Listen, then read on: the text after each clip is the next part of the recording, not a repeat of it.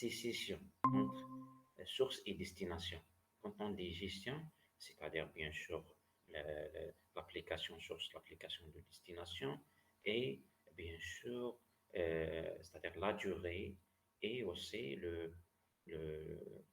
à quel moment on peut interrompre d'accord, une session. Voilà, tout ça est géré au niveau de la couche session. Quels sont les protocoles utilisés au niveau de la couche application via la couche TCP/IP? Voilà. Et il y en a plusieurs, bien sûr, euh, types d'applications. On peut, par exemple, citer l'application DNS. DNS qui est basé sur le protocole TCP et le protocole UDP. Voilà. Donc, TCP pour le serveur et UDP pour le client. Voilà. Le DNS il permet de faire la résolution de noms. On va revenir plus tard à cette application. Il y en a un autre type d'application qui est le DHCP. DHCP aussi, c'est une application qui utilise le, le protocole EDP, côté client le port 68, côté serveur le port 67. Elle permet donc cette application d'attribuer les adresses IP aux différents utilisateurs, bien les machines hôtes, d'une manière dynamique. On a aussi un autre type d'application, bien un protocole, qui est le protocole HTTP. Protocole HTTP pour dire donc un protocole de transfert hypertexte qui utilise enfin, qui est basé sur le protocole TCP, le port 80 bien 80-80. Donc ce protocole gère un ensemble de règles permettant bien sûr de faire un changement du texte entre bien sûr le navigateur client et le serveur. Et donc, elle permet donc un échange de texte, de graphiques, de vidéos, de sons, des fichiers multimédia, bien sûr, sur une page web. D'accord? Le protocole HTTP s'exécute sur plusieurs étapes. Bien sûr, la première étape commence quand le client saisit sur son navigateur donc une adresse URL. Une adresse URL. Donc, dès que vous saisissez une adresse URL sur le client, voilà, voilà, une adresse URL, une adresse généralement, c'est un nom de domaine. Donc, regardez ici comme wcisco.com. Voilà. Et automatiquement, votre navigateur, qu'est-ce qu'il va faire? C'est le protocole HTTP. Donc, il va essayer d'interpréter le protocole HTTP. Voilà, directement, votre navigateur va essayer d'interpréter le protocole HTTP. Il va essayer de contacter le nom du serveur ou bien récupérer le nom de domaine demandé. Le nom de domaine ici, c'est cisco.com. Et aussi, il va essayer de récupérer et demander le fichier index d'un nom de domaine que vous avez demandé. Donc, on demande par exemple usthp.dz. Automatiquement, notre navigateur essaye de comprendre d'abord le protocole HTTP, interpréter le protocole HTTP, récupérer le nom de domaine qui est l'usthp.dz et demander la résolution, bien sûr, de nom après et demander le fichier index.html. Index.html, c'est-à-dire généralement le nom de domaine usthp.dz il est stocké, hébergé sur un serveur et donc avant de communiquer directement avec le serveur, on va passer par un nom de domaine, on verra après. Mais quand la requête arrive au niveau de usthp.dz, le serveur usthp.dz, le serveur va nous envoyer le index.html. La deuxième étape, donc le navigateur, bien sûr, vérifie ensuite le serveur, le nom de domaine, bien sûr. Donc, essaye de trouver exactement, récupérer l'adresse IP de nom de domaine demandé par le client. On a demandé usthp.dz. Donc, il nous faut un DNS qui, euh, qui, qui, nous fait ce qu'on appelle la résolution de nom, la traduction bien sûr, il va convertir le nom de domaine à une adresse IP. Donc, le client, qu'est-ce qu'il va faire? Il va initier une requête HTTP à un serveur, bien sûr, un serveur voilà, pour demander après donc c'est une requête, ce qu'on appelle get, hein, une requête get au serveur pour demander le fichier index.html. Après, en passant à l'étape 3. La troisième étape, donc c'est-à-dire le serveur va répondre et va nous envoyer le code de la page HTML demandée par le navigateur, hein. On peut recevoir le code HTML. Et quand vous voyez, vous pouvez, n'importe quelle page HTML, vous pouvez afficher le code HTML de cette page. La troisième étape, bien sûr, le navigateur peut déchiffrer le code HTML, bien sûr, et met en format la page de la fenêtre du navigateur. Voilà, donc après avoir donc, reçu la page HTML, il peut déchiffrer, surtout si on est en train d'utiliser un protocole qui permet de chiffrer les données comme HTTPS, on verra après. Donc, une fois le client reçu la page, donc il faut d'abord commencer par le déchiffrement et après il faut afficher les données en prenant en considération la mise en page. Voilà les quatre étapes du protocole HTTP. Donc, le protocole HTTP utilise si vous voulez, trois messages. Euh, donc, get, post et put. Get, c'est une requête envoyée par le client pour obtenir les données du navigateur et surtout pour demander la page HTML. Voilà. Post, c'est une commande qui permet au serveur de récupérer les données à travers un formulaire depuis le client. Voilà. C'est un téléchargement, mais depuis du client vers le serveur. Put, voilà, bien sûr, c'est une commande qui permet bien sûr, de télécharger des ressources ou du contenu, bien sûr, des données vers le serveur, comme images, vidéos, etc. C'est-à-dire, si on est côté serveur, c'est un téléchargement. Si on est côté client, c'est un chargement, si vous voulez. C'est un upload.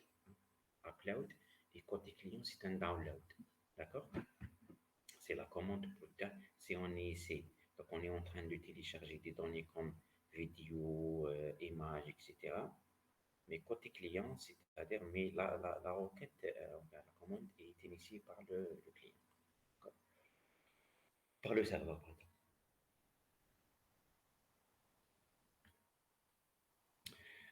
Regardez, donc HTTP, HTTPS. Donc, quand en utilisant le HTTPS, c'est-à-dire on est en train d'utiliser une communication sécurisée. Donc, HTTP, un protocole non sécurisé. Donc, pour communiquer en Internet avec c'est-à-dire utiliser une communication sécurisée, il faut utiliser bien sûr le HTTP. HTTPS, donc c'est HTTP Secure. D'accord? C'est une version HTTP mais sécurisée. Donc, HTTPS utilise l'authentification et le chiffrement. Donc, permet d'identifier l'identité de l'utilisateur, authentification, que ce soit côté utilisateur ou bien côté serveur, et permet aussi le chiffrement. Donc, le chiffrement pour la confidentialité et l'authentification pour l'identité. Et donc, le flux de données est chiffré en utilisant le protocole SSL. Dans le protocole HTTPS, on utilise un autre protocole qui permet de chiffrer les données. Donc, le protocole de chiffrement et le protocole SSL, Secure Socket Layer.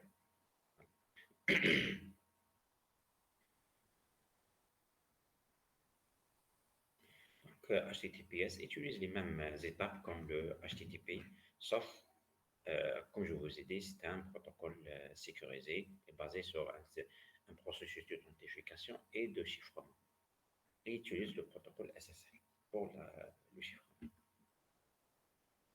Maintenant, pour la messagerie. Messagerie, on va passer à une autre application qui est la messagerie. Donc, on va utiliser d'autres protocoles. Hein, d'autres protocoles, d'accord? Pas comme le navigateur ou bien le web, d'accord?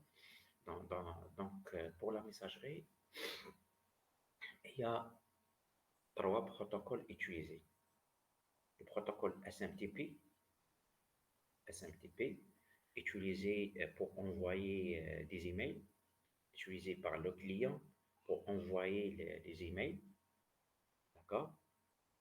Et le protocole POP et IMAP. Le protocole POP et IMAP, voilà, regardez, protocole POP, voilà, pour dire Post Office Protocol, donc POP, et IMAP pour dire Message Access Protocol, voilà, les deux protocoles utilisés, voilà, pour euh, le client pour recevoir des messages.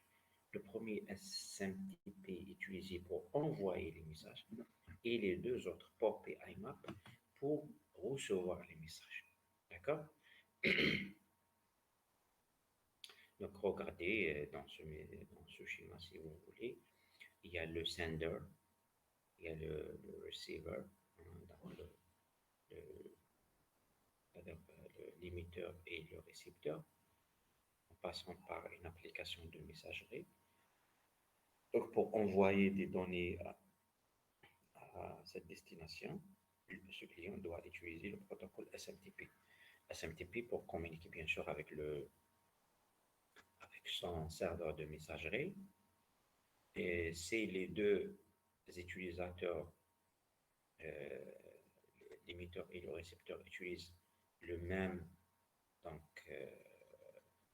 application de messagerie, le même serveur, donc le serveur va répondre directement et envoyer le message bien sûr à la destination finale.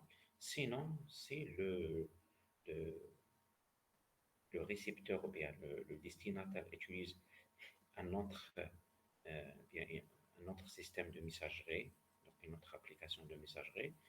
Le serveur de messagerie de l'émetteur contacte le serveur de messagerie de destination, ou bien de destinataire, bien sûr, pour lui délivrer le message. D'accord?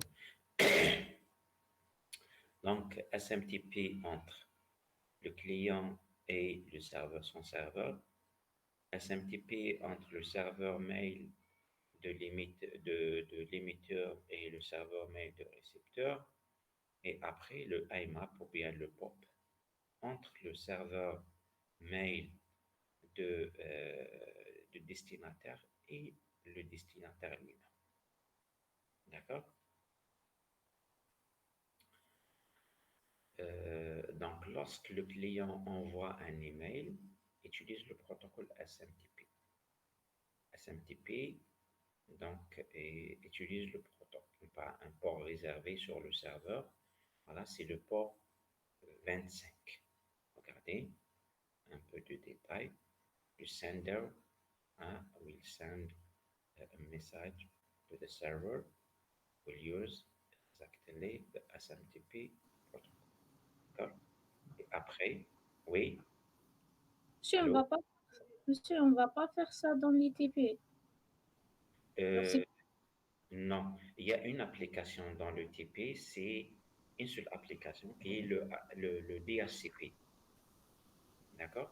On va juste après, dans ce chapitre, présenter une application qui est le protocole DHCP ou bien l'application DHCP. Donc, on a un TP sur le DHCP. Comment configurer un serveur DHCP et comment distribuer les adresses TP d'une manière automatique. Pour les autres types d'applications, non, on n'a pas un TP sur les autres applications. d'accord. Voilà.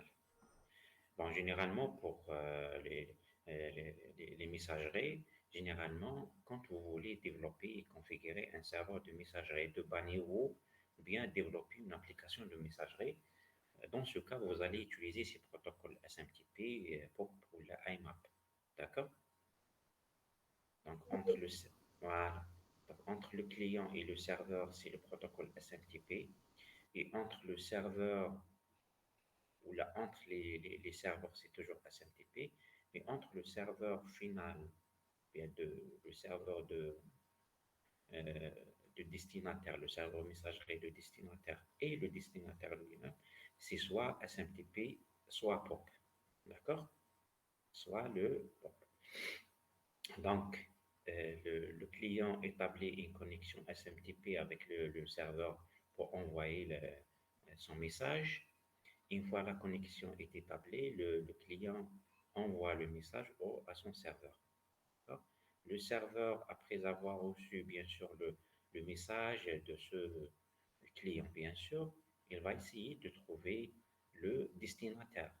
Si le destinataire se trouve sur le même serveur, il va délivrer le message au destinataire en utilisant le protocole SMTP ou bien POP.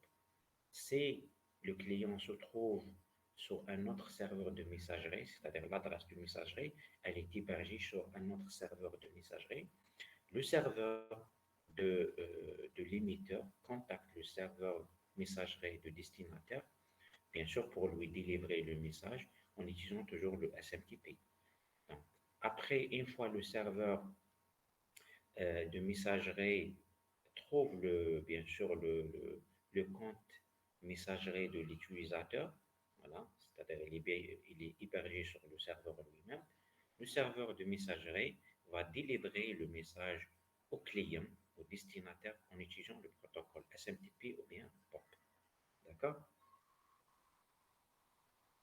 Généralement, le SMTP utilise un format, hein, le protocole, ou bien le message SMTP utilise un format, un en-tête. Donc, l'en-tête de ce message contient l'adresse électronique du destinataire, l'adresse électronique de l'expéditeur, c'est-à-dire la source, ou bien l'émetteur, et le corps du message, c'est-à-dire le contenu de ce message.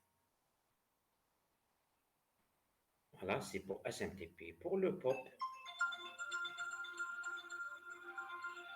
pardon, pour le protocole POP, le protocole POP, bien sûr, comme je vous ai dit, utilisé quand le serveur messagerie veut délivrer un message à un utilisateur. Le protocole POP est basé sur le protocole TCP/IP, voilà, ou bien le service POP si vous voulez, pour ne pas dire protocole. Hein. De toute façon, les deux sont protocoles. Mais le service POP est basé sur le protocole TCP, voilà, en utilisant le numéro de port TCP 110. Donc, si vous avez configuré votre serveur de messagerie de telle sorte à utiliser le protocole POP pour délivrer les messages aux utilisateurs, voilà, comment il va fonctionner le serveur? Le serveur, quand il reçoit le message, il stocke donc d'abord le serveur POP, il est toujours en écoute d'une manière permanente sur le port TCP numéro 110. Il est toujours en écoute, c'est-à-dire c'est une écoute permanente, d'accord, pour recevoir des requêtes. Quand le destinataire, bien sûr, ouvre sa boîte email, son adresse messagerie, il trouve un message, il clique sur le message pour lire le message. Donc, dans ce cas, il va envoyer une requête au serveur POP pour récupérer le contenu du message. Donc, en réalité, le serveur POP, il va pas délivrer d'une manière automatique le message à la machine de destination. Il reçoit le message, bien sûr, à travers le protocole SMTP. Il garde et stocke d'une manière permanente le message. Quand le client concerné demande le contenu de ce message, le serveur POP va lui délivrer le message et supprime, d'accord? Il supprime le message, ce message, c'est-à-dire au niveau du serveur. C'est-à-dire il ne va pas garder le message d'une manière permanente. Il le garde uniquement, mais c'est-à-dire en attendant la demande de récepteur. Une fois le récepteur demande ce message, voilà, parce qu'il reçoit bien sûr une notification, comme s'il y a un message dans sa boîte aux lettres. Mais quand il clique pour lire le message, à ce moment-là, le client va demander le contenu, d'accord? Et le serveur va lui donner le message. Il supprime, donc le serveur POP supprime le message, d'accord? Il ne va pas garder d'une manière permanente. Voilà comment il fonctionne le POP. Donc, à l'inverse, le IMAP, c'est la même procédure, mais dans le protocole IMAP, le serveur IMAP, toujours, il garde le message même c'est-à-dire l'envoi du message au client. Il garde et stocke une copie localement, même après, c'est-à-dire quand le message est délivré au client, toujours une copie est gardée au niveau du serveur IMAP.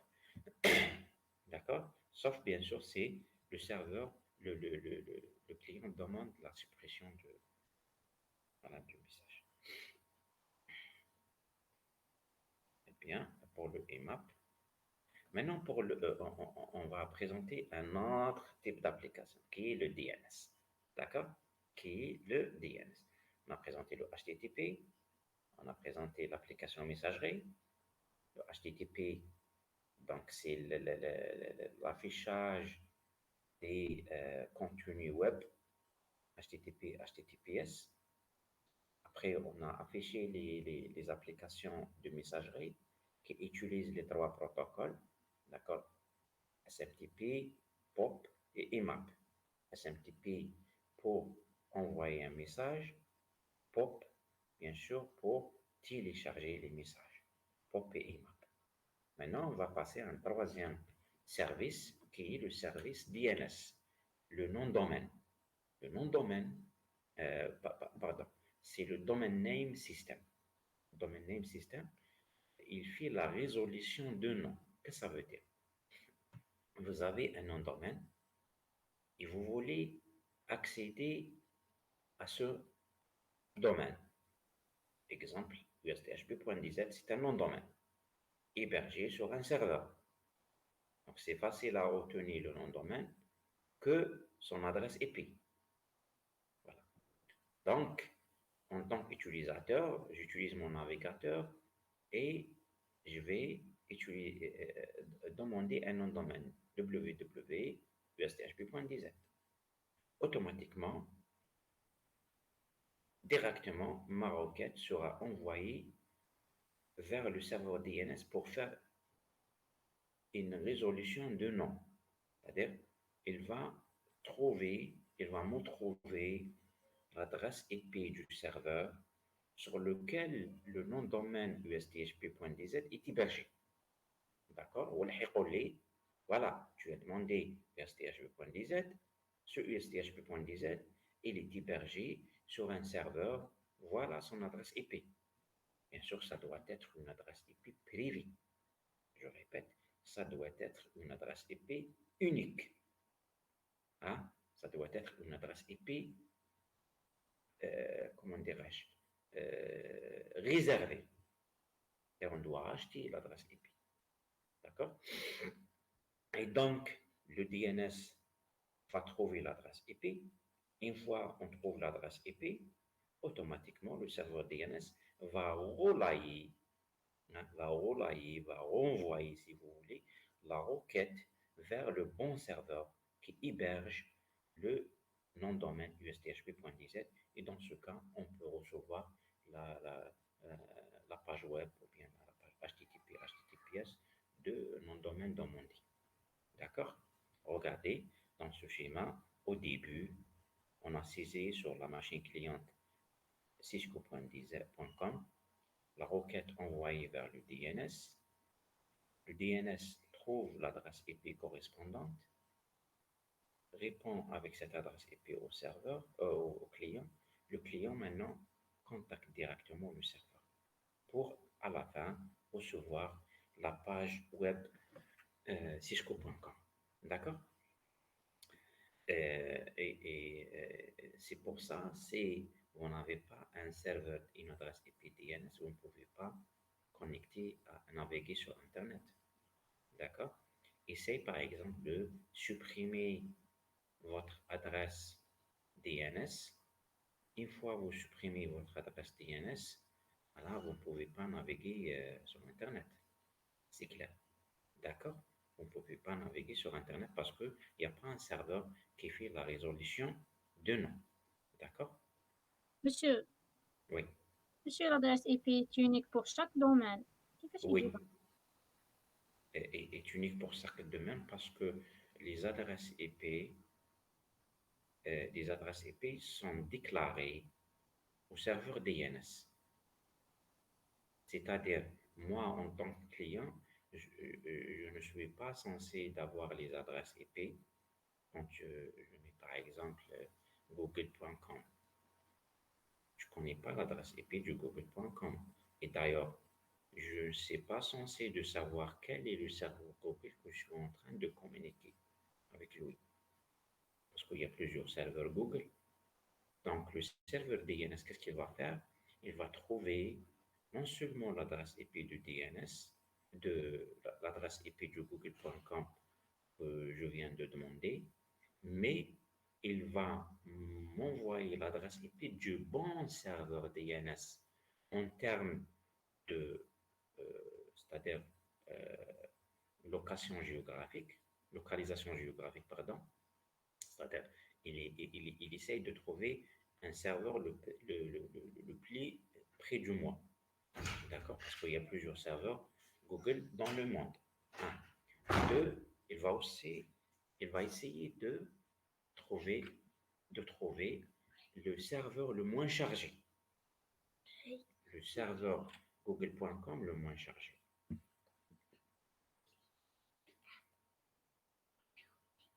D'accord?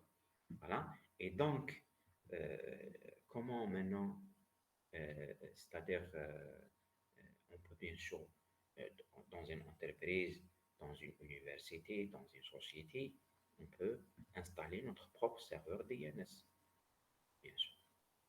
On peut, bien sûr, insérer des adresses manuellement, comme on peut, c'est-à-dire euh, euh, apprendre d'une manière, bien sûr, euh, comment dirais-je, d'une manière dynamique les autres, euh, les autres adresses à travers les autres DNS.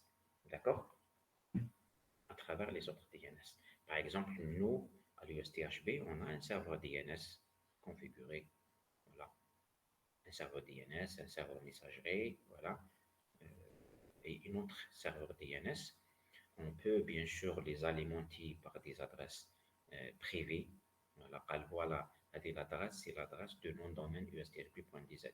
Mais à travers l'USTHP, on peut accéder à Google, on peut naviguer sur Internet, on peut demander n'importe quel nom de domaine. Et donc, on va passer par notre serveur DNS local. Et si notre serveur DNS local n'a pas le nom de domaine demandé par le client, il va lui-même contacter d'autres serveurs DNS pour récupérer l'adresse IP de nom de domaine demandé par les étudiants, par exemple, parce qu'on n'y a pas besoin. D'accord? Oui, C'est clair? oui, monsieur, c'est clair. C'est clair. Bon, pour installer, c'est facile. Bon, c'est pas facile, mais c'est-à-dire, il suffit, par exemple, vous avez le choix. Est-ce que vous utilisez Windows? Est-ce que vous utilisez l'environnement Linux? Comme vous voulez. Si vous utilisez l'environnement Windows, il faut installer un Windows Server. Et après l'installation, il faut installer le service DNS. Et après, il faut configurer le service DNS. Tout simplement. Tout simplement. D'accord? Comment configurer? Donc, c'est simple. Il y en a des vidéos, il y en a des commandes, il y en a... C'est-à-dire, on peut même faire une formation sur ça. Alors, il y a des formations qui ont, c'est-à-dire dispensées pour ça. Voilà, je vais continuer. Donc, généralement, le serveur DNS plusieurs noms de domaine. Pour vous simplifier les choses, toujours je vous demande euh, de, c'est-à-dire imaginer le serveur DNS comme c'est enfin les données, la base de données du serveur DNS, comme c'est un tableau de 2 colonnes. La première colonne, c'est le nom de domaine.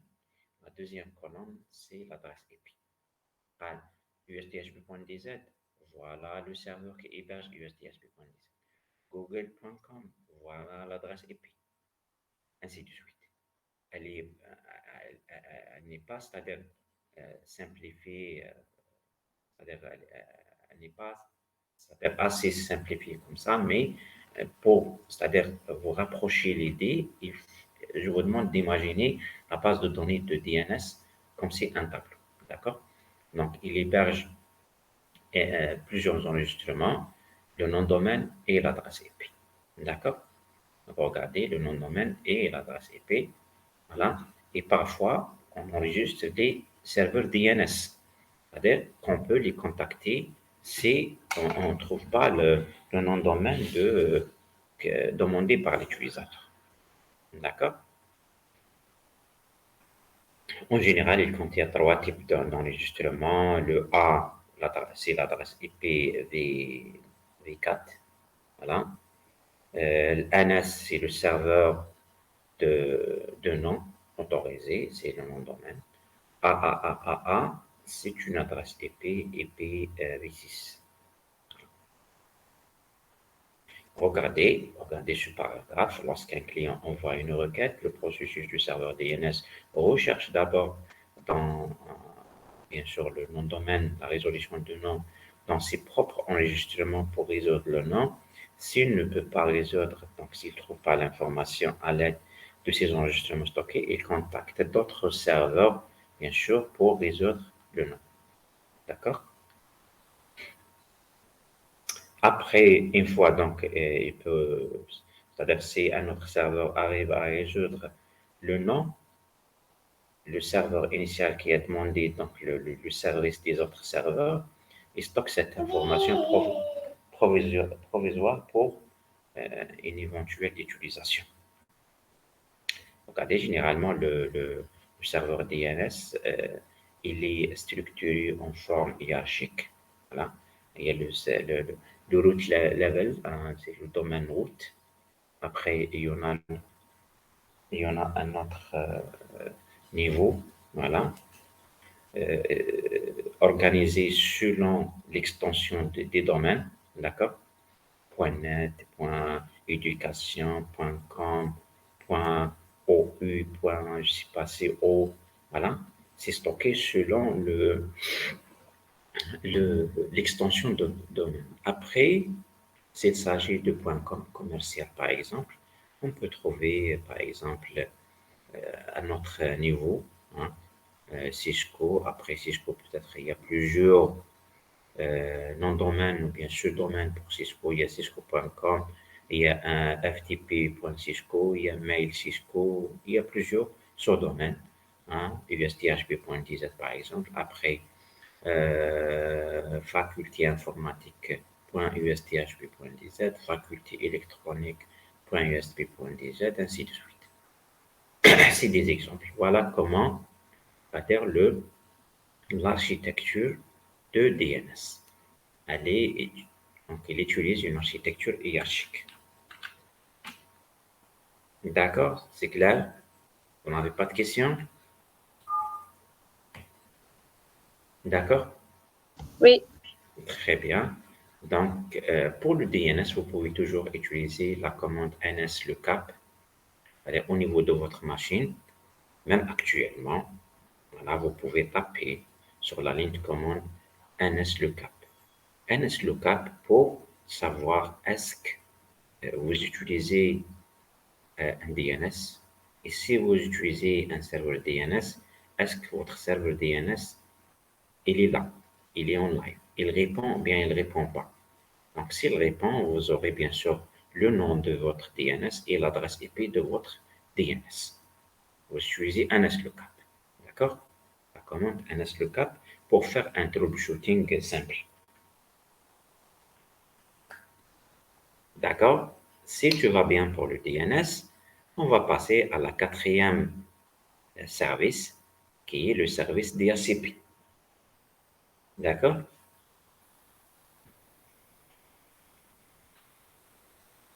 Oui, monsieur. D'accord.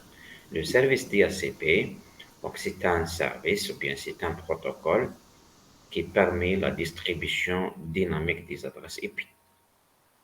Très utilisé actuellement. Très utilisé.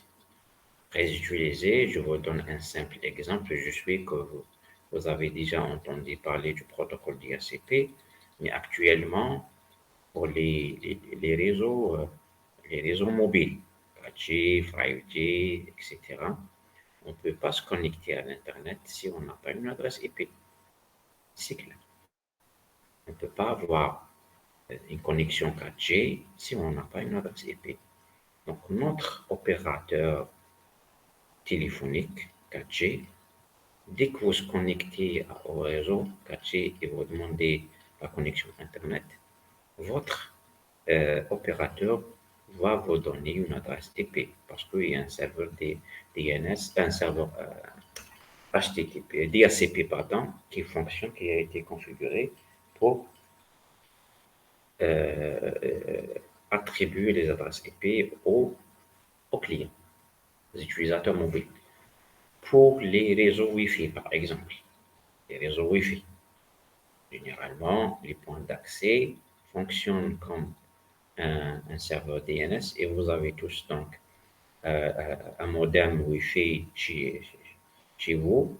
Donc, au niveau du modem Internet, il y a un serveur DHCP qui affecte les adresses IP d'une manière dynamique. C'est pour ça qu'on peut se connecter à l'Internet. Bon, quand il s'agit d'un réseau professionnel, vous pouvez configurer un serveur DHCP. Regardez, vous pouvez dédier un serveur, une machine, Windows ou bien euh, Linux, dans laquelle vous configurez le DHCP. Donc, si vous utilisez Windows, il faut installer Windows Server et après installer le service DNS. D'accord? Installer le serveur DNS. D'accord? Et configurer le serveur. Il y a une configuration, une simple configuration.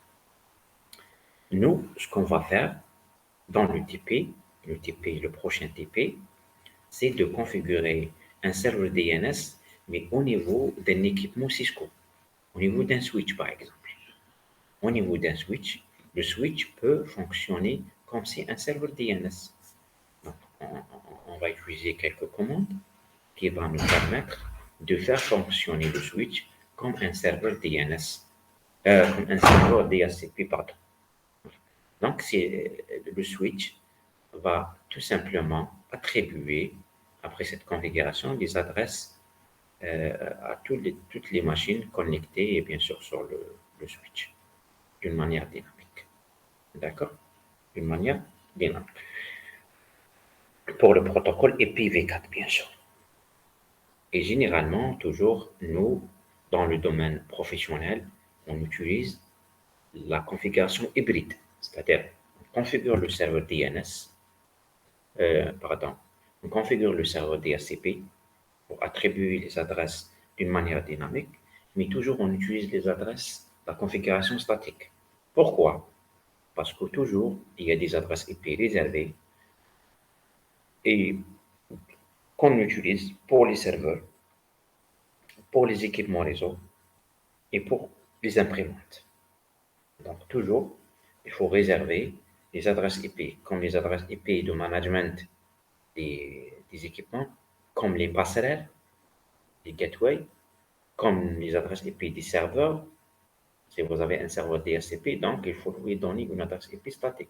Si vous avez un serveur messagerie, il faut lui euh, attribuer une adresse IP statique, ainsi de suite. Si vous avez des imprimantes, il vaut mieux de leur donner des adresses IP statiques. Pour les machines des utilisateurs, vous utilisez le DHCP. Donc, toujours des configurations hybrides. Généralement, comment un client peut avoir une adresse IP DHCP à travers le protocole DHCP.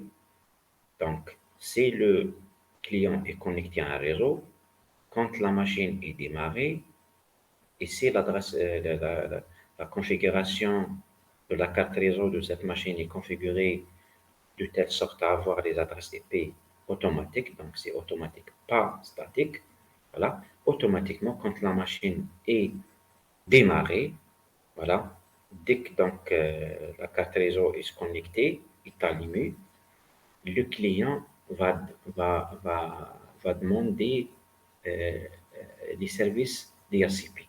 Donc, il va envoyer ce qu'on appelle une requête DHCP Discover pour découvrir et trouver les services, bien les serveurs DHCP disponibles.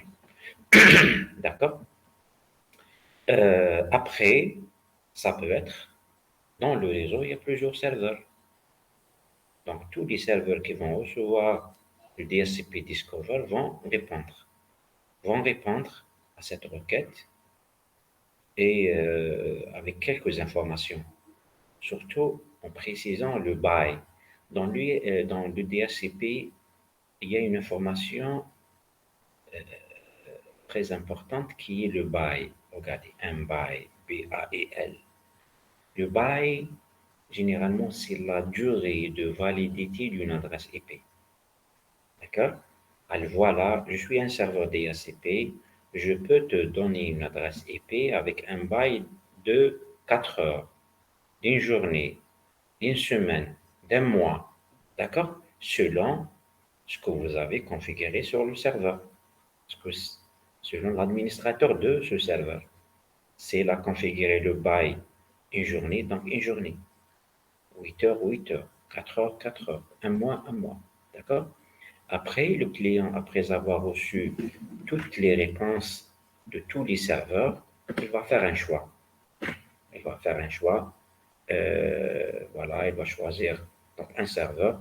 Il va lui envoyer une requête DHCP request directement en précisant le serveur.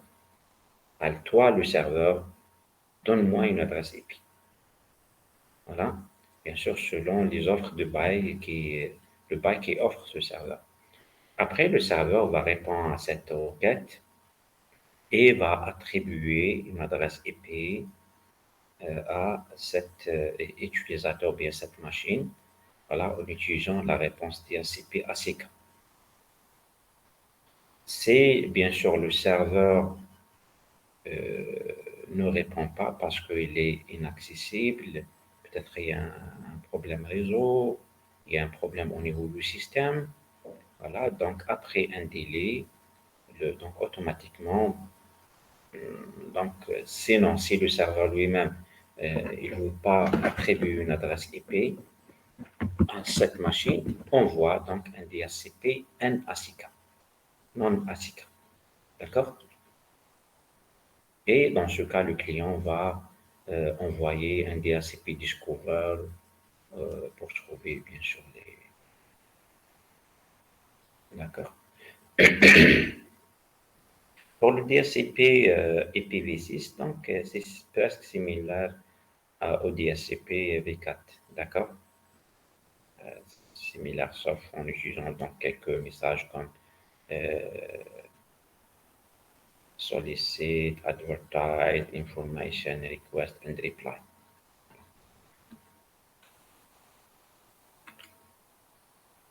Je pense, la dernière application, ou bien le dernier service, pardon, c'est le FTP.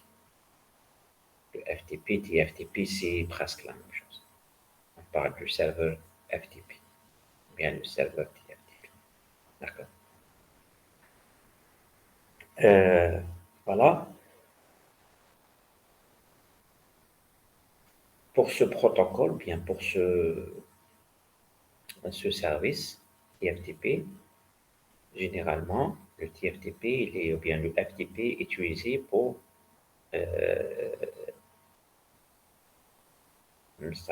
c'est-à-dire pour le transfert de données entre un client et un serveur. D'accord? Donc, un FTP, c'est une application qui s'exécute sur un client et un serveur. Donc, il y a le FTP client et il y a le FTP serveur. Le FTP client pour contacter le FTP serveur pour soit uploader ou bien downloader des données. D'accord? Soit en uploadant, soit en downloadant des données. D'accord? Donc, le client le serveur FTP, il est toujours donc, à un port TCP ouvert en écoute qui attend les requêtes des utilisateurs. Et l'année prochaine, quand vous faites donc, le module programmation réseau, vous allez programmer des applications qui utilisent le TCP ou bien UDP. Et vous pouvez, par exemple, développer des applications FTP. D'accord? FTP en utilisant la programmation réseau, c'est-à-dire les sockets. Les sockets, et vous allez configurer au niveau du serveur, votre application bien sûr serveur, de telle sorte à rester en écoute d'une manière, en écoute permanente, voilà, pour recevoir les requêtes des utilisateurs. Donc le client peut initier la connexion au serveur, euh, euh, au serveur bien sûr de FTP en utilisant le port TCP 21, le numéro de port TCP 21.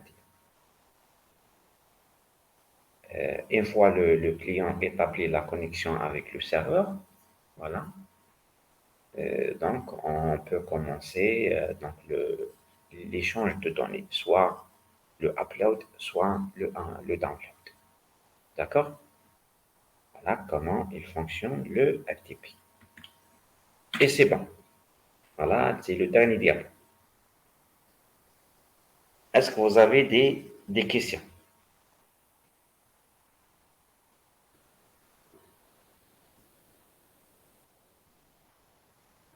D'accord? Allô? Est-ce que vous avez des questions par rapport à ce on a vu quand même, on a présenté 5 services de la couche application.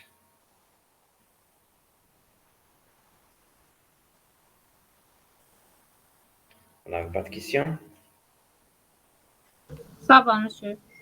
D'accord. Donc c'est bon, je vais vous envoyer après le support du cours de ce chapitre. Il nous reste un dernier cours, c'est le IPv6 la semaine prochaine. Le mardi, on fera le TP5 qui est le VLAN, l'utilisation du VLAN, normalement à 8 heures. Donc on aura, c'est un TP en ligne. Et on va essayer de faire le TP5 et le TP6. Donc, la configuration du VLAN et aussi la configuration du serveur DHCP. D'accord? Pour ce mardi à 8 heures. D'accord? Oui, d'accord. Très bien. Donc, si vous n'avez pas de questions, rendez-vous le mardi, Inch'Allah.